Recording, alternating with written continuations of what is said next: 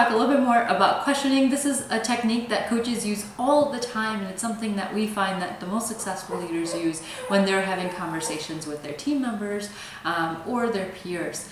Questioning is a way to help someone understand and arrive at their own solution. Typically, there's closed-ended questions like the ones that are more yes or no, like, hey, is this clear to you?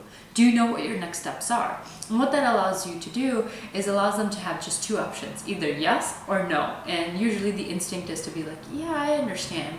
Or you can ask open-ended questions that allow them to provoke thought, and that actually gives you insight as to what they're thinking. For example, you may have had a feedback conversation with your team member, and then you may ask, so tell me a little bit more about what your takeaway is.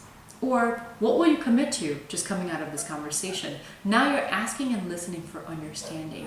Another way of thinking about it is to use questions to allow someone to break down their assumptions and open up perspectives. And so you want to try and ask questions that start with how or what, or tell me what it would look like. Something that allows them to stay a lot more open-ended, and therefore they're not restricted to a yes or no. The one caveat to this is try to avoid questions that start with a why. Just psychologically, when questions do start with a why, we tend to get a little bit more defensive because we think someone is questioning our abilities. And so try to avoid those questions and try to, again, ask a little bit more on the who, what, where, when, and how.